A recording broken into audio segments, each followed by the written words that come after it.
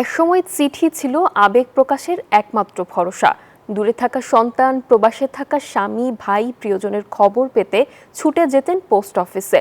শহরের সন্তানের লেখাপড়ার জন্য পোস্ট অফিসের মাধ্যমে মানি অর্ডার করে খরচ পাঠাতেন বাবা। আধুনিকতার ছোঁয়ায় এসবের বিকল্প হিসেবে মানুষ এখন মোবাইলে মেসেজ, ভিডিও কল কিংবা কুরিয়ার সার্ভিস দিয়ে সেটাই প্রয়োজন মেটায়। কালের বিবর্তনে সেই জৌলুস হারিয়েছে ডাক বিভাগ।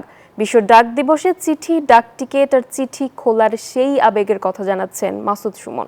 চিঠি সম্পর্কের সেতুবন্ধন। 2 টাকার হলুদ খাম, লাল নীল বর্ডার টানা সাদা খাম, অথবা প্রেমের নীল খাম। এই খামের ভেতরে লেখা থাকত অগণিত গল্প, অনুভূতি আর স্মৃতির চিহ্ন। ডাকপিয়নের সাইকেলের ঘণ্টার শব্দ যেন হয়ে উঠত আশার আলো। পোস্ট অফিস তখন কেবল চিঠি পাঠানোর জায়গা ছিল না, ছিল ভালোবাসার বন্ধন। শুধু চিঠিই নয়, পোস্ট অফিসের মাধ্যমে টাকা পাঠানোর মানি অর্ডার ছিল বহু পরিবারের ভরসা। দূর শহরে থাকা বাবা সন্তানের পড়ার খরচ পাঠাতেন, কিংবা প্রবাসী ভাই বাড়ির জন্য টাকা দিতেন পোস্ট অফিসের মাধ্যমে। আবার পার্সেল সার্ভিসের মাধ্যমে পাঠানো হতো প্রয়োজনীয় জিনিস বা প্রিয় বন্ধুর জন্য কোনো উপহার।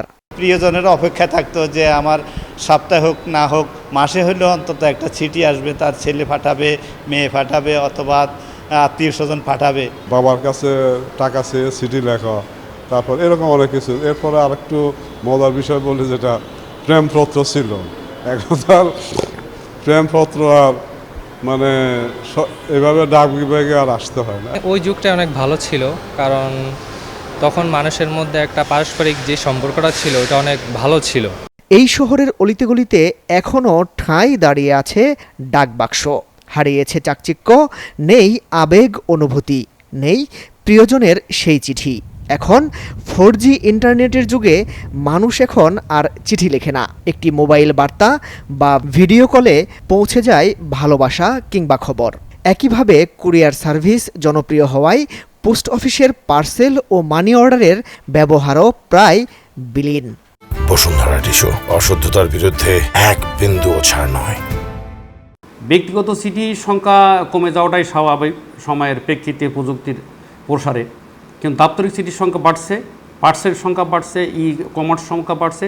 প্রবাসীদের চিঠি, পার্সেল এগুলো যাচ্ছেও হিউজ পরিমাণ, আসছেও হিউজ পরিমাণ। চিঠির গন্ধ হারানো দিনগুলো শুধু বার্তা পৌঁছায়নি, মানুষের হৃদয়ের স্পন্দনও বহন করেছে। রানার ছুটছে, ঝুমঝুম ঘণ্টা বাজছে রাতে। রানার ছুটছে খবরের বোঝা হাতে।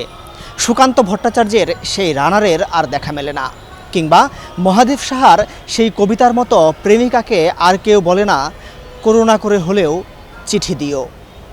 মাসুদ সুমন, নিউজ 24, ঢাকা।